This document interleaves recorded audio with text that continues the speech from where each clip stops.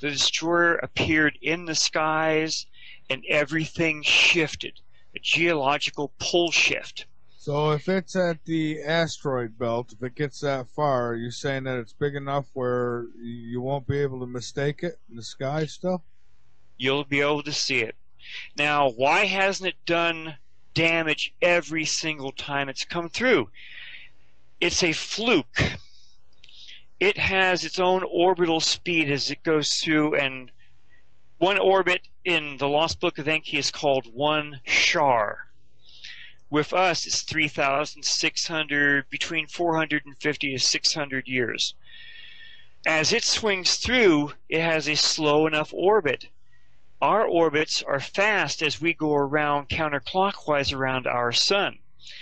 So just like Marshall Masters, he's put out several videos. If your listeners have ever gone to his site on YouTube, special videos. Okay, here's the hot shots. Okay, if we are far enough away from Nibiru when it swings through, we might hardly get any damage. But if in our orbit, if we're nearer to Nibiru, as it's up there by Mars, we're going to get the bleep kicked out of us.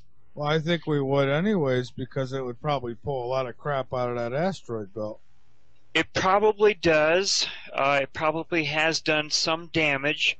The account back in back during the Exodus was fairly bad as it was. All of ancient Egypt was basically flooded. The Aztecs, they ran for the high hills, and only the ones that were up in the high mountains survived. Who knows what it did around the rest of the planet? Solon, ancient Solon, the Greek philosopher, he went and talked to the ancient Egyptian priests, and they told him that this stuff had happened many times in their ancient history, but each time it wipes out most of the humans, and they're all put back to zero because they have to learn how to read and write again. And only the ancient Egyptians had enough knowledge and ways of keeping that knowledge that they stayed above everyone else. So, okay, yeah, all this stuff's been happening, and the accounts from Ippur and from the Kolbrin are very clear what has happened. Now we jump to about 1983, somewhere just past that, about 87. They're building the deep underground military bases, the DUMS, over in Norway. And one of the chief engineers, and I sent you the stuff from this, and anyone else can find it, or they can contact me, and I'll send it to them myself. They're building these giant DUMS underground, and they have enough DUMS to have all of the elite Norwegian people safe, and they built them all because Nibiru was coming. Very clear. That's also why, has anyone ever heard of the Doomsday Seed Vault? 60 Minutes did a nice thing on it years ago up there in Svalbard, Norway. Every seed for every plant, food and not, is being stored there in a massive seed vault. It's my understanding that there's actually two of them, one on each side of the globe. There are more than that. I'm sorry, Michael. Oh, you're probably right. Okay. If I know of two, there's probably 15. and that's because after Eisenhower talked to the Anunnaki, I'm quite sure he went digging through ancient history, and he found all of these accounts. Okay? So they knew that when Nibiru was in the sky, everything that grew on vine, orchards, or anything was burnt to a crisp. And according to Ippur, very clearly, at the end of his account, it's in the Kolbrin only, he talks about he wished that the Egyptians had been nicer to the, he calls them Kebrus, Kebrews. Okay? So it was the Hebrews that were leaving, and it was the Exodus. And he also says that after the destroyer left, a global shift had happened because all of their growing seasons were thrown out the window. That's happening now, as a matter of fact. Well, not really, but we're getting close. Yeah. I mean, he says it was immediate. Okay? He says the stars moved to new positions in the sky. The sun and the moon set and rose in new positions they'd never done that before. And that's exactly what Solon had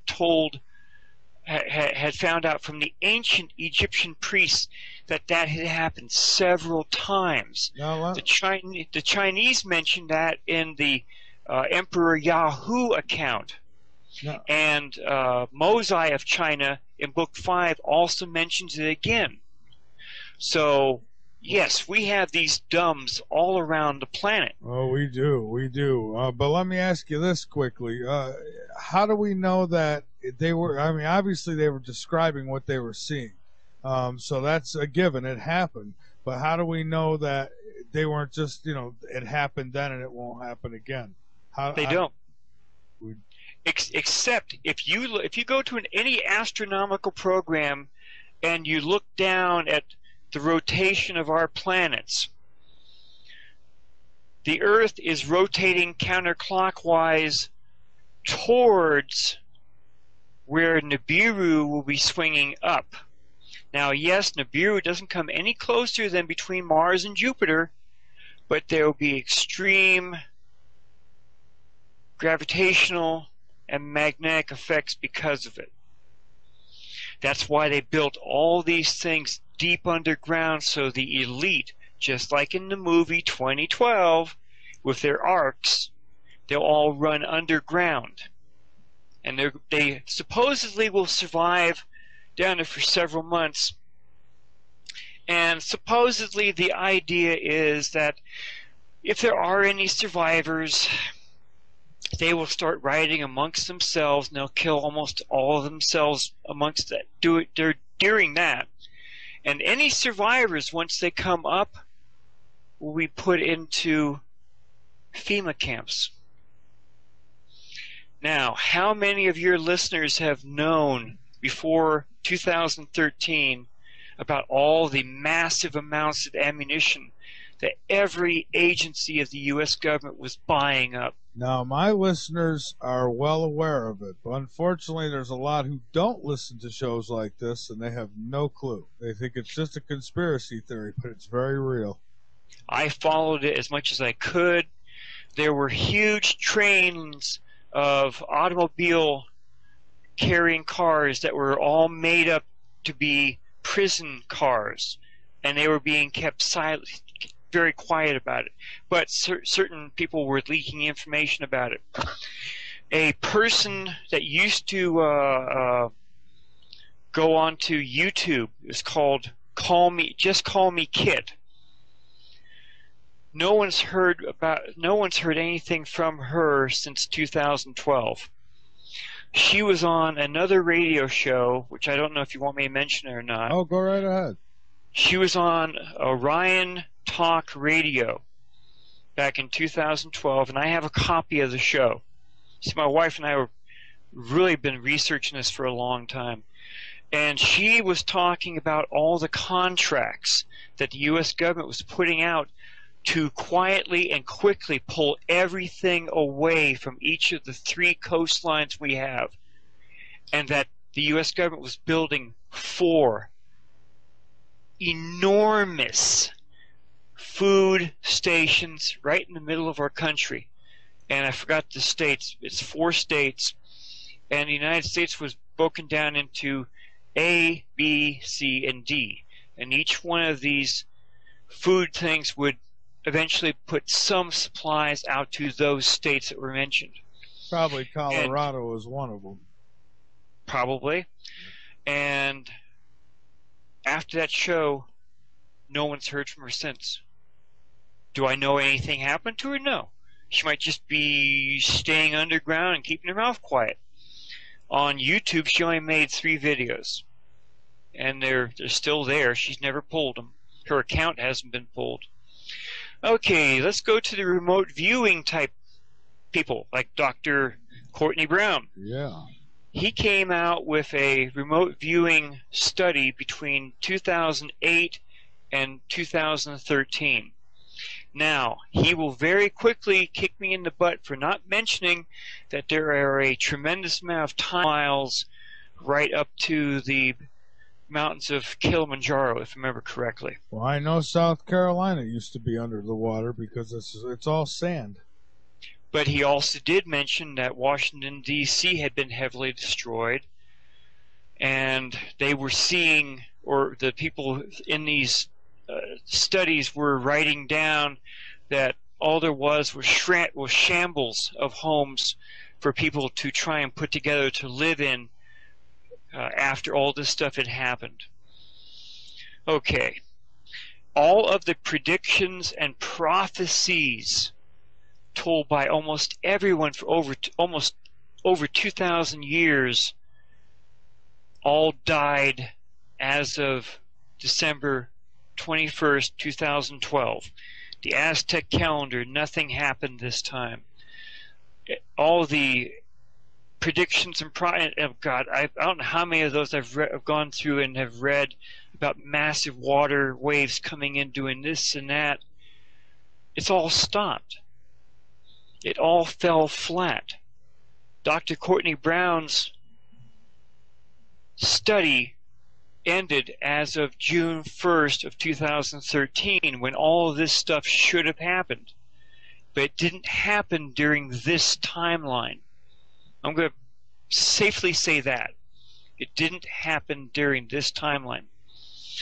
All the scientists have been saying for years that we were going to have massive solar storms in late 2012. The sun's been very quiet.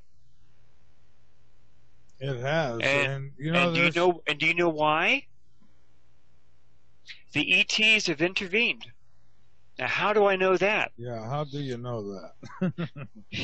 You see, I found out accidentally during my research. My friend said, hey, if you're going to research Nibiru, there has to be alien ships coming here, and I think these are them. And they started sending me the satellite camera images from SOHO, the Solar Observatory, stereo behind, stereo ahead, the U.S. Navy's satellite system called SECCHI, S-E-C-C-H-I. And these things had unbelievable looking things on them. What were these images that were being seen by these cameras? Now, the SOHO satellite is 4 times the distance of the Earth out in space away from the Earth. It's in a Lagrange point, and it always looks at the sun.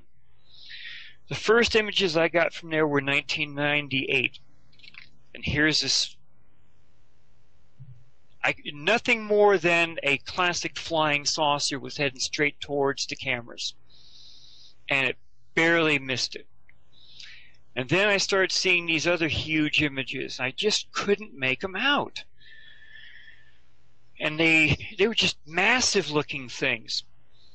And I had a friend, my wife and I had a friend, who said he was a photo analyst, and he worked down here in California at Moffett Field. Well, there's nothing around Moffett Field except for NASA. He never gave me his name, and he wanted to look at some of the images. And this big image that's very clear reminded me of someone else. Over in what's now Iran, used to be the Zoroastrian religion. And several thousand years ago, they started carving this massive wall carving, and they called it the Ahura Mazda.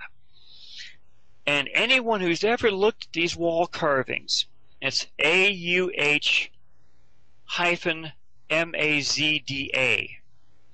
Ahura Mazda. Anyone that looks at these things clearly sees outstretched birds' wings, but there's one problem. There's landing gear coming down from the image. You can see metal rods, or what looks to be metal rods with round wheels on the end. And there's a Anunnaki god standing right in front of them. And they clearly say it's an Anunnaki god. His name is Ahura Mazda. In 2005, one of the very excellent cameras on Soho called the EIT 304. It's an ultra extreme infrared camera. It clearly caught something coming down the left-hand side of our sun, and this image was trailing what I call drive plasma, or exhaust smoke from your car. I had to research the holy heck out of these images, because people have called me this, and that on Facebook. And then when I finally got in with, I hope I can mention this other. You listen. You're welcome to mention anything you want on this show. We never censor our guests. Okay. Go for it. They're called Third Phase of the Moon. They contacted me directly and said, "Hey, how about doing a short video for us?" And I said, "No problem." So I sent them the images, and Third Phase of the Moon under Bob Evans or Robert Evans, you'll see 2 videos on YouTube, one showing these images, showing these massive things coming into our system. The other one shows these other interesting things NASA does not want you to know about. The ETs placed, and this is ETs, not us, massive space probes all around our sun. They've been there for over 7 years. My opinion is that these space probes are controlling our sun's output. You see, very few people know that our system is electrically charged. There is a wormhole, if you can call it that, that goes out from the sun to each one of the planets, and then from the planets to each one of their moons. This wormhole, it's the energy that's in our system is at a certain rate. Now controlling like our 12 volts, or how many amps, God knows what. So this Nemesis system has a different electrical rate. So each time it interacts with our sun, and every time Nibiru, as it comes through, it interacts with our sun, each one of the planets, it causes just holy heck here on Earth. Because the sun controls not only earthquakes, but tectonic plates on our Earth. So all the stuff that was being told by Ippawur back in 1558 probably was because of this interaction between our sun and the brown dwarf, Nibiru, and our sun. That's a pretty tall order now to be able to actually control the sun, isn't it? If you were that advanced, I don't think so. But ever since those things have been seen around our sun, we started having problems. And now, is this the interaction between all this stuff? I don't know. Other people say yes. We've had mass animal die-offs that continue around the planet. They went all around the world. Mass animal die-offs, this and that, even things deep underwater, all the way to everything that flies and everything that crawls or walks on the planet. We've had a higher than normal volcanic activity rate going on around the planet. We've had different volcanoes. Here in the United States, the Long Valley caldera down near Los Angeles has been really ticking up with the tremors lately. Tremors around Yellowstone? No, my mind's going blank right now. Let's just say some big volcanoes. The big park up in Montana. What's that big park? Oh yeah, Yellowstone. Yellowstone. Yellowstone's on top of a massive caldera, which has exploded at least 3 times over the last 2-point-something billion years. It's ticking and has been ticking for a long time. The ground has actually been rising in part of Yellowstone, and the roads, the regular road you drive on, has actually been almost melted because of the underground heat. Different other volcanoes around the Earth, up in Iceland, over in the Chemketa Peninsula over there in Russia.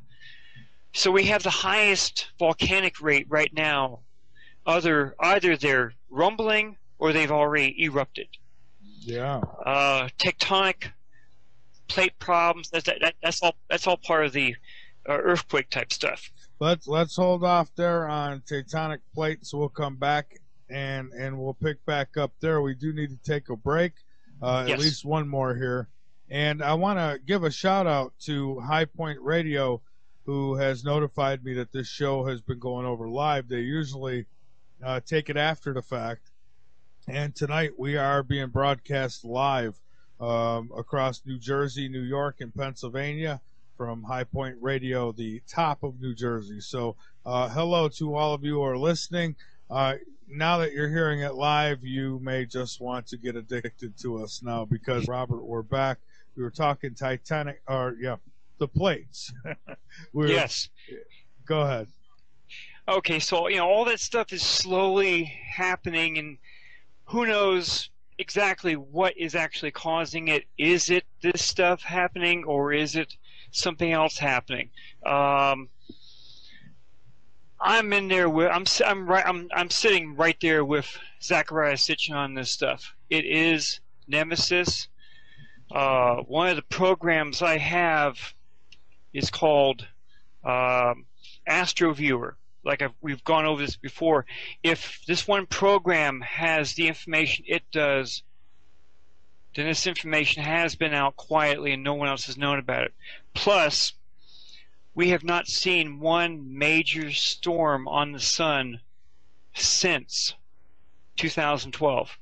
This should be an extremely powerful time because this is supposed to be the sun's hot time, and it hasn't happened. And I look at each one of the dots. I've been researching, pointing directly towards these things that are all around our sun, and everything else I've researched in understanding how our system supposedly works, that points directly, in my opinion, to what the ETs are trying to have intervened and are trying to not happen. All right. And okay, Robert, the Vatican has known about this too. There was a most recent thing from the Vatican. Our former Pope, let's see, what was his name? Pope Benedict. He got on a German radio station a while back, and he's just riling and everything about the Catholic world, and he claimed that a group of Jesuits had infiltrated the Vatican and were pursuing what he called an alien agenda. Well, that's true. I think that's so true. Yeah, exactly. So here is Pope Benedict complaining about these Jesuits, and the only other Jesuit account came directly from Christopher Barbato, from the high-ranking Jesuit priest that came down and met with him and told him all this stuff that's in these transcripts from the Return of Planet X with Lucas Gantamberlo. So now you have this thing. Here's this Pope. He's not the weird people off. Well, maybe he is the weird people off, but he's not the weird people off the street just saying anything and everyone just, he's a weird guy. Here's the Pope mentioning the same things I've been talking about. Okay? Okay. So we've got that.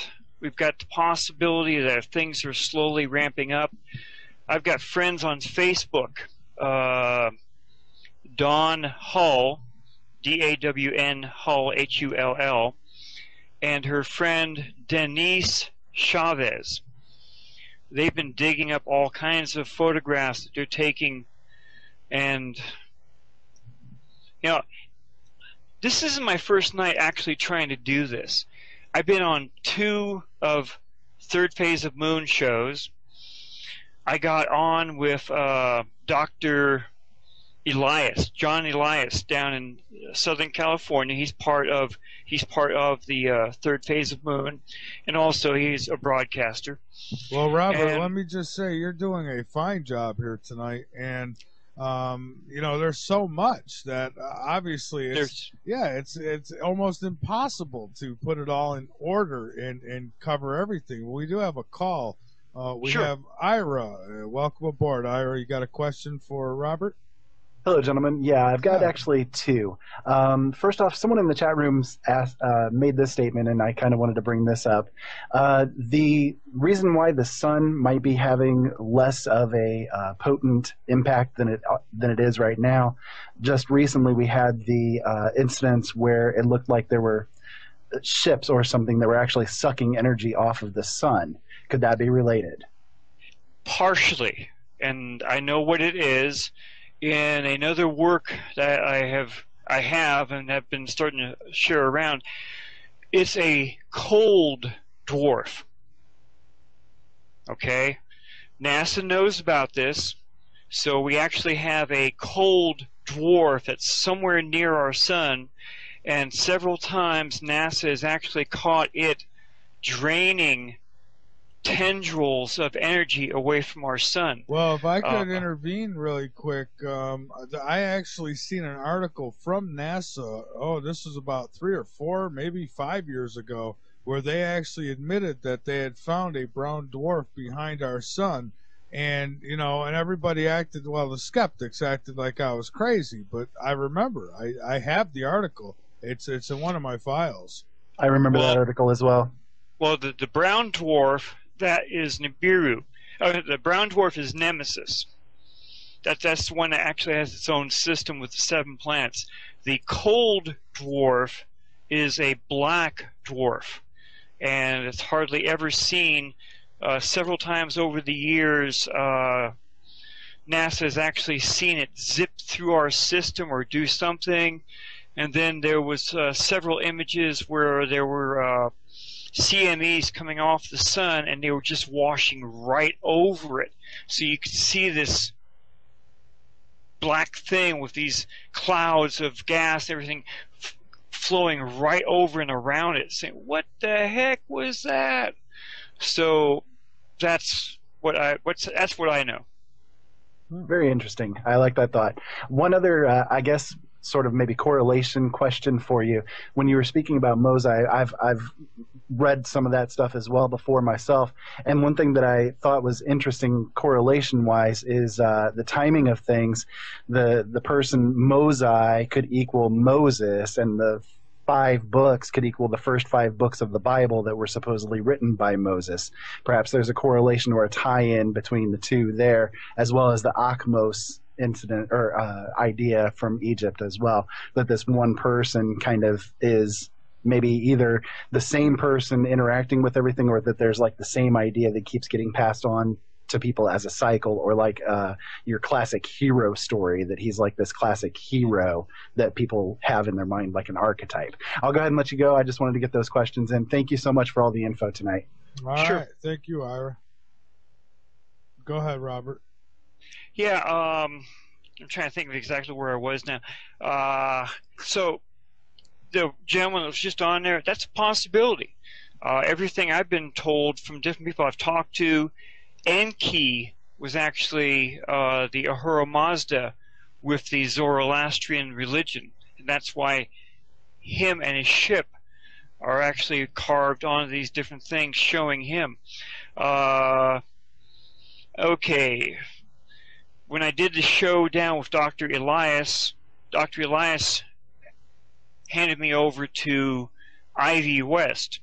She has a radio show over in Hawaii called something on the wind right now. Sorry, Ivy, but I was on a couple of her shows, and then she passed me off to another friend, and my mind is starting to go blank, and I'm going to get my butt kicked here somewhere. Yeah, well, these things happen. Lorian Fenton. She's one of the MUFON directors here in Petaluma, California. And she liked what she saw, and she had me speak at UFOCon 213 here in San Jose. So I actually, for the first time, was able to put all this stuff in front of everyone and get them to see some of this stuff. I've had a lot more research since then, so I've been on several more shows, and honored to be on your show tonight. No, as much as I can tell, this stuff is real. It is real. The ships that are seen flying into our system, some of these ships are actually caught as they come out of what I call warp.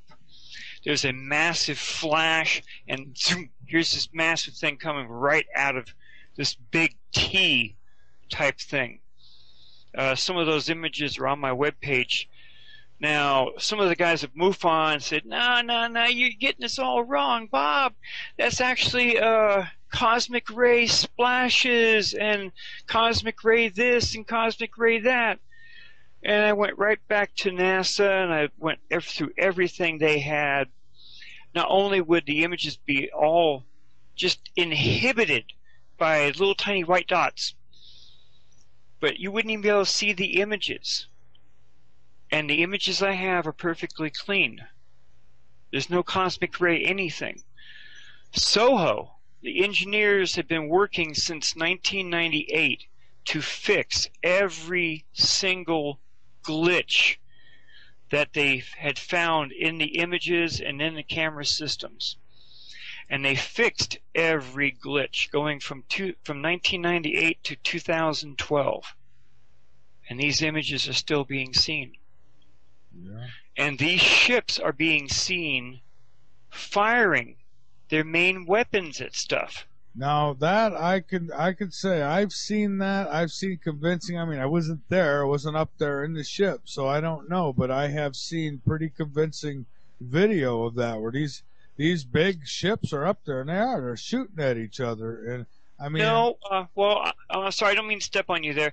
I don't think they're shooting at each other. They might be. Maybe that's the original Star Wars idea that Reagan had, because he should have known about this stuff. But the beams coming out of them, they're hitting things that cannot be registered by our cameras. So either they have a cloaking device around them, maybe they are another ship, or maybe they're just asteroids and space stuff that should have hit the Earth by now. See, Dr. Courtney Brown and his stuff, they said we should have been hit by all these massive things. And only one thing got in close, and that was that one that exploded over Russia a while back. And too many people with looking at the images actually saw some kind of a UFO firing at it. Okay. I've watched the video of that, and it was pretty fascinating video. But and I tried to see. I've seen where people said, "Look, there's a UFO that come in and blew it up." But I'm not saying it's not there. Just because you don't see it, don't mean it isn't there. But I haven't seen that. Well, when you follow the dots like I have, either accidentally or intentionally, that's the ETs. They're intervening. I wish they don't want the advanced humans that are now here to be lost because of their own planet's work. Then I wish those who are in communication with these ETs would tell them about Fukushima and to ask them if they could airborne that and just take it off the planet for us. That would be well. There's a lot of people that are talking about that. We're actually going to be going into a new cycle of a higher resonance type things. People that say they have contact with aliens, and this is what led me in with Dr. Sasha Lesson and with his wife Janet Lesson. I've been on their show many times now, and that's actually been dragging out all the things with the Anunnaki. Some of their guests were just fantastic. They knew all the stuff I had no way of knowing, and it started filling in the holes here and there. And then I heard your show. One of my friends pointed me right to your show with Bob Fletcher, and his information was just fantastic. I had some stuff that he didn't know about, and he had a whole hell of a lot of stuff I didn't know about. So everything tells me that yes, this is still going on. A military friend of mine, which I'd shown these images to a while back, can't tell you what rank or whatever, he had the images looked at, and they put them under some kind of a scope or something, and they looked at the ones that were actually firing their main weapons. And the main weapon, according to him, it went right off the scale. They couldn't tell me how much power they were actually seeing in it. There's a certain type of stuff that they do during 2012, almost 2013, he bugged out and disappeared with his wife and family. He came back here a little while ago and he said, you still got that stuff? I said, yes. You still talking about it? Yes. He said very carefully, well, everything was put off for about a year or two, and it's still happening. That's all he would tell me. And that's basically what we're hearing from a lot of people now that are talking about this, that Nibiru probably won't be seen, just like what Bob Fletcher mentioned probably on your show. It probably won't be here until about 2017, something like that. So there's enough people that are hearing the different stuff through the trade winds or through the grapevine that know that this stuff is still going to happen. So now, what do we say to all the people beforehand who claimed that they had Navy intelligence and that it was coming in 2012 and that it was going to come in 2003? One woman said she was in contact with the ETs, and you know, and I'm with you. I believe there's something up there. I believe that it's real. There's enough evidence to point towards this at least happened in the past. So I'm not going to just brush it off. But what does upset me are those people who've come on years ago, and they've keep giving times. Oh, it's going to be here in 2003. It's going to be here in 2006, and it never happens, and it always gets pushed off. And like I was telling you off air, I think that that's purposely done to discredit it all. That's a good possibility. All the indications I found during my research all pointed around 2012, 2013. Now, I've been reading so many different things, I can't even tell you how much I've had to read during this time. And, watching other videos that have basically been given an answer for some stuff you just mentioned.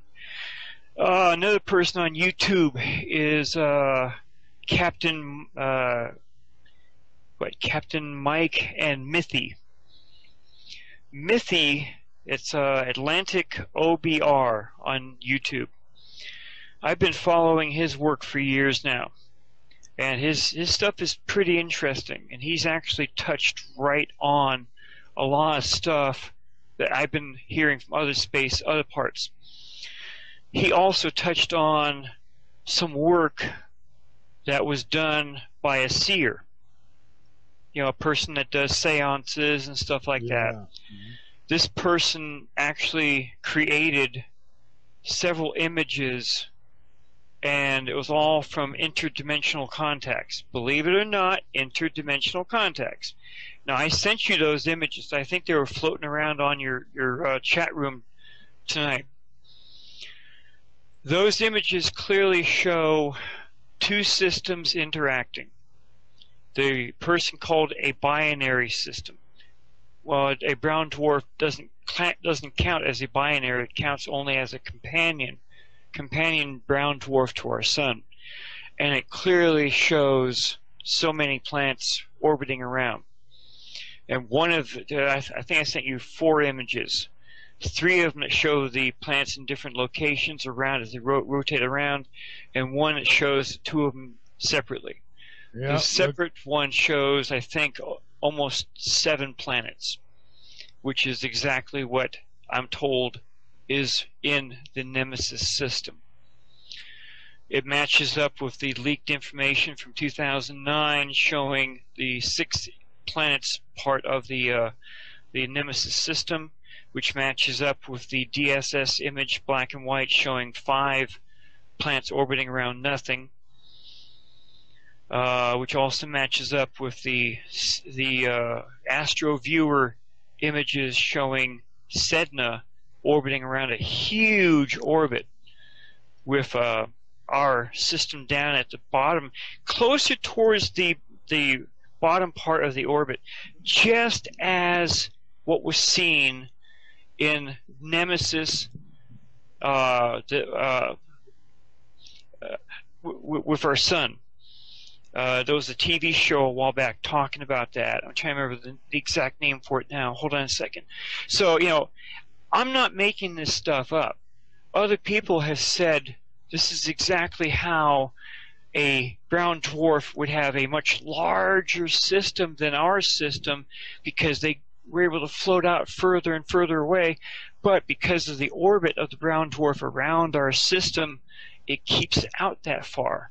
And this is exactly how it would be. Is the images from Soho and stuff, I don't have the knowledge to even try to Photoshop those things, but they were Photoshopped. I mean, they were not Photoshopped. They're all very clear. Okay? Let's see if I can snag it up real fast. That way I'll know exactly. I can tell your people exactly which one to look for. I don't have any PhDs. Okay? That's why I like you. Yeah. The only thing I have is the completion of a reserve officer's training class. All of this other stuff is the road of hard knocks. I've had to go out there and physically research this stuff, go through God knows how many websites on the internet, do this, do that, accidentally jump in with this other group because it was part of this and they talked about it and I got images from them. Just one thing after the other. All of my research, see, I don't get paid for any of this, just like you and your radio show here. I don't get paid for any of this stuff. I don't have any type of title coming towards me for doing this. I've actually lost 2 desktop computers and 15 laptop hard drives because of virus attacks that try to knock me off the air. I've had to burn everything very quickly, so I have everything all this time. These images are real, just as Robert Fletcher said during his show here. This stuff is real. So whether the people want to understand it or believe it, it's entirely up to them. Some people want to go home, get to dinner, have something to drink, go to bed. They don't want to worry about everything else. No, they want to watch Dancing with the Stars and, get on and play Candy Crush and all that good stuff. Exactly. But when something happens, they're the first ones to say, how come we never were told about this stuff? How come we weren't told about these massive ships coming into our system using warp drive or wormholes? And by the way, these ships are about the size of our planet. Or some man in a robe tells them, well, don't be alarmed, they're just fallen angels. Exactly. Or, some religion says this, some religion says that, predictions here, prophecies there. Nostradamus even talked about this stuff. And the best prophet I can think of is the one that's always laughed at. Mother Shipton. Mother Shipton had a tremendous amount of prophecies, but during her stuff, She talked about, and as we came to the end of the century, all this other stuff would happen. Now, anyone who's ever read anything about pole shifts or tectonic this, tectonic that, knew she was talking about a geographical pole shift, where plates under the oceans were pushed up and the humans were now living where ocean water used to be. But she also mentions at one point that, and Nibiru personally with microwaves. So all of those, I have, I don't know how many images, which just shows, you can look at these images either two ways. One, it's just full of space garbage which suddenly blows away. Or two, the alien races or race that has all these things has put them all there for two reasons. One, hey humans, take a look at us. We're here, we're all friendly. Or, humans, we're ticked off. Either knock off what you're doing, or here's what we're showing that we have to go after you. I don't know which one is what for these.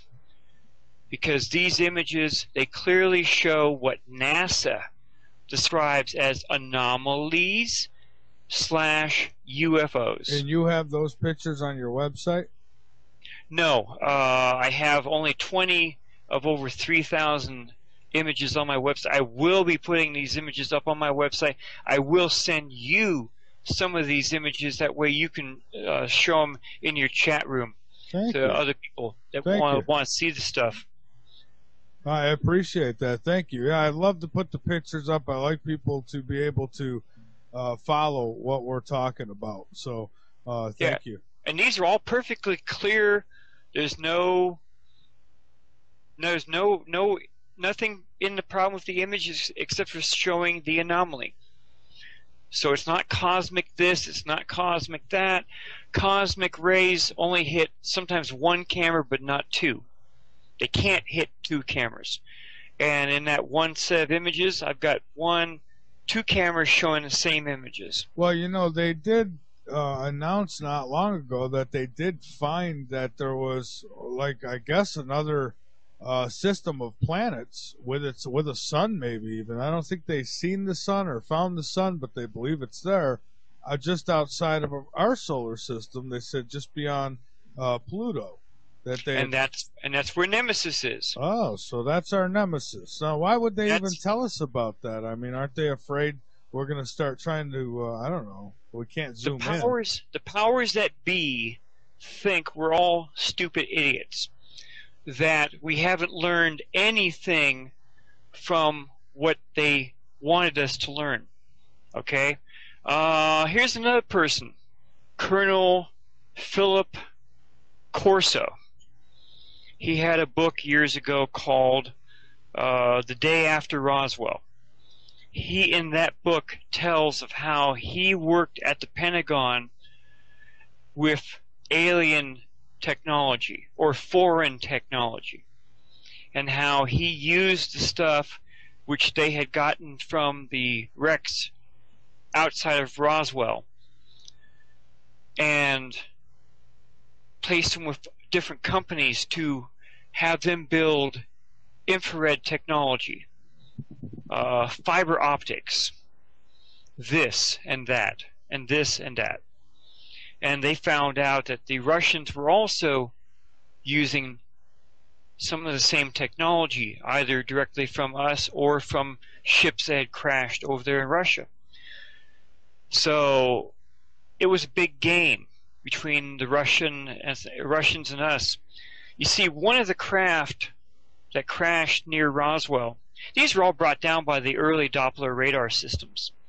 One of the craft that they went in and they checked. See, the three craft we have were given to the Army, the Navy, and the Air Force.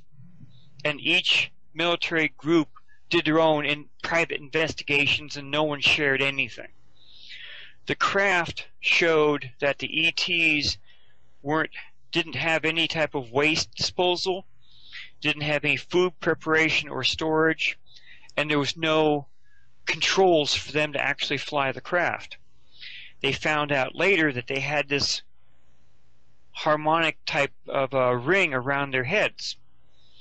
So they were using their brains to control the ships. These ships were just like shuttlecraft from a much larger mothership. So they knew that, and that's where the movie Firefox came out years ago. Remember what was this? That was about that Russian fighter where the pilot could think to make it do anything and everything. Oh, I think I know what you're talking about. I didn't see the movie, but I saw clips from it. That's where that idea came from. Well, somebody had told me once, I forget who it was, someone who was supposed to have knowledge, and said that they control these crafts with their minds. Yes. The Russians have been working on the same type of stuff for their fighter pilots, just like we have been doing the same thing. Okay, here's Hollywood's leaks for you. The movie Independence Day, ID4. You not only find out about the president being taken out of the loop for ever hearing about Area 51 or the alien stuff, okay? And here come the aliens and do all their nice stuff, and that one guy, he has to kick their butts and take care of it. The next movie was Deep Impact, and that was supposed to be where that asteroid was coming in, and that TV announcer accidentally stumbles into it, and it was called, there was a name for it, and she finds out accidentally that the president had been hiding money because they were building these deep underground military bases, which could only take about 2,000 people from each, and each country was building their own. Yeah. Okay, and then you've got Battle LA, and that's with the United States Marine Corps. They were worried about stuff coming into our system like asteroids. Well, you know, you think back to Elenin, the comet Elenin that was supposed to have come through a little while back. We started doing research on that one, and NASA wasn't doing any of the close-up images. They were leaving it all to amateur astronomers. So as Elenin got closer and closer, it started looking weirder and weirder. Then the Russians came out with an article saying that Elenin wasn't a comet at all, and it was in direct communications with a Jupiter-sized planet that was following behind it. Okay, does that give you any idea here? So we started checking into the photographs even further, and they started looking even weirder and weirder. Then the Chinese came out with an article saying that there were UFOs piggybacking on this Jupiter, on Elenin. So we just jumped right in there and enlarged those images up. And guess what? Elenin had a huge sack on its back, and that sack had all kinds of huge things in it. And the sack was actually protected by some kind of a electronic field or electrical field. And I have the images to show it. And as it was coming in closer and closer to the ecliptic of our system, everyone was saying it was supposed to explode because of the energy difference between in our system and where it was coming from. But it didn't. At some point, all the stuff that was on the back shifted to both the left flank and right flank, and was clearly being picked up by astronomers down in Australia. Yeah, and I'll tell you something else. Bob Fletcher, the guest I had on the show last week, he has some fascinating pictures on his website of these underground bases, and they're not. I wouldn't even call them underground bases. They're underground cities. Yes. Yeah, they're entire cities, and these things are real. Yes, I know they are real. I've seen plenty enough. The stuff from the Norwegian person that turned politician to all the other stuff, they're real. Several years ago, a lot of the caves that were under the United States control here in the United States were all being blocked up, so people couldn't go into them. They said, well, we just have to keep you from going in there. And that's been mentioned many other times. The ammunition, the guns, the stuff that was being bought up in massive amounts that are probably still being bought up. It's all meant for the survivors. And then suddenly all the predictions fell flat right in their faces about what this is all supposed to be doing. I'm quite sure a lot of your listeners know about the Georgia Guidestones. Oh yeah, they're not that far away from me either. I'm in Columbia, South Carolina. I'm only probably, I don't know, three hours away from them. Well, the Georgia Guidestones talked very clearly about a massive depopulation, which fits in with everything I've been telling you and your listeners tonight. Yeah, you tell me how those big ass stones get put in place and nobody knows where they came from. Come on. And in text, all around, all of them, in every known language, are put a basic 10 Commandments. Except for Japanese, right? Isn't Japanese missing? They're all there. Japanese. As far as I understand, they're all there. Every known language here on the planet. And to top it all off, it says, do not let the population go above, what is it, 500 million? Oh yeah, they want 3/4 the population wiped out, and so exactly. It'll be the elites and whoever they decide to keep around to be their little slaves. But and have you or your listeners heard about the chemtrails by any chance? Good Lord, heard of them? I live in them. They're all over the place here. I have a lab report going back to 2006, 2007. That they took samples over in Italy and in Texas, and they had them highly checked into. Have you ever heard anything called Morgellons disease? I have, but I'm being yelled at by listeners who want to know. I guess apparently I didn't let you finish. A sack full of what on Common Element?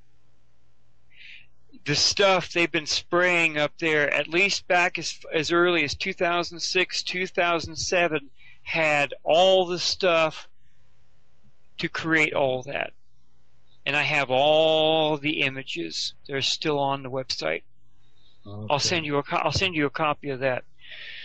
A friend of mine who was also a friend of both my wife and myself, who also said he was a remote viewer, said, and this was his idea that he saw in remote viewing, that all this stuff being sprayed around was being inhaled by everyone on the planet.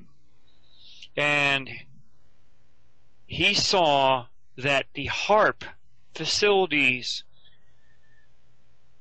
interacting on certain frequencies would cause those things to interact with our bodies, and they would actually have the survivors under their control. Not my idea, not my way of thinking. This was a guy, I think he's still alive, but he was having a hard time at the end. This was the guy who saw, and he wouldn't tell me exactly what would happen or tell my wife, but that's what he said would happen. That's why all the coffins were built and buried near the FEMA camps. I mean, they ordered and paid for and had built millions upon millions of coffins that can hold 2 or 3 people, and they're all buried near the FEMA camps where they can easily be dug up to put bodies in.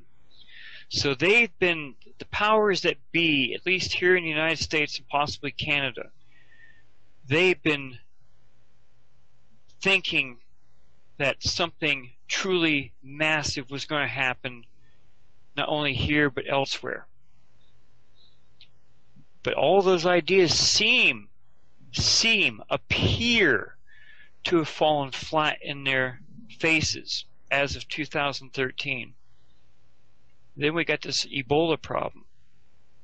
Ebola has never come into this country before. I can't think of ever hearing about it here in this country. And we've seen plenty of nice movies. There was that nice one with Dustin Hoffman a while back called Outbreak, with Ebola up there, I guess in Oregon or Washington or Northern California. Yeah. So this stuff, they've known. That was one of the things I've known for a while, is that, yes, the powers that be knew that we would probably freak out, just like in War of the Worlds back in, 1938, 39? So they started a program to desensitize? To educate the people. And this program started off with movies, books, TV shows, other types of stuff. What was one of the big movies back in the mid-1950s? Oh, you got When Worlds Collide. When a weird planet comes through our solar system all by itself, and it causes all this damage on the Earth, and the humans have to build rocket ships to fly to that thing because it destroyed the Earth. Well, I'll tell you where else I seen something like this. Smallville, which is a Superman series that used to run on TV. In the last episode, there was this big red, it looked just like a Planet X, like you see the pictures coming in, and that's when he finally got into his Superman costume and got up there and pushed it back out. But it was almost in the comics, Scooby-Doo, you've got Velma talking about Planet X Nibiru coming into our system pretty soon. Anyone can find that on YouTube. And it's just one of the weirdest things I'm going to look for that. Why are they talking about this? I didn't know she said that. Now I got to see that. Yeah. And then Star Trek, the brand new Star Treks, the second Star Trek movie, the Starship Enterprise actually goes to Nibiru. Really? Yeah. Now, which one is this? Because I want to see that too. That's the second movie. This is the early Star Trek when Spock and Kirk were just like ensigns or something. So I'm quite sure a lot of your listeners know about it. It's the second Star Trek. And they actually say we're heading to Nibiru? The Enterprise goes and sees Nibiru. Holy Christ! Oh, I'm sorry. Okay, so you've had Hollywood and different stories talking about this to educate the population, because if they had sat down back then, only a handful would welcome. The other ones would all want to lynch them. Now, if they sat down, a good number of us would welcome them, with very few wanting to lynch them. And that's because of all the TV shows and all the books. Star Trek Next Generation, Star Trek Deep Space Nine, Star Trek, the other one with the, can't think of his name right now. So they, I'm looking at these images on Soho from NASA, and I'm calling, that thing just came out of warp. Here's another one that's coming directly out of warp. It's firing its main phasers. I don't know how many images I have of these things firing these massive beams at something. Okay? So I've been educated accidentally or directly because of this learning curve that they wanted us to have. Okay, Robert, we are almost out of time. We've got about another minute to go here, so I want to give that, yes. Oh, wow. We got a lot more to talk about, so we're going to have you back. But tell people where they could go website-wise, and thank you so much for being a guest. Like I say, we've got to do a part 2 on this. No problem. It's an honor for me even being here to tell your listeners. They can go to my webpage, which is starshipsaroundthesun.com, and they can see some of there's at least 20 images right there they can actually see, and they can see all the other shows I've been on. I'll have this one up there real soon. I'm also on Facebook, Robert H. Evans Jr., and I stay right on top of this stuff with other people. They can go back to my history there, all the stuff I post up there talking about this or that. That's about I'm not too sure about giving out an email. I'll leave that to you as your decision. Okay, well, I'll tell you what. If they could get to your website and they want to contact you, are you on Facebook? Yes, I am. Okay, well, then they can contact you on Facebook. And how do they do that? Just a Facebook personal message type thing.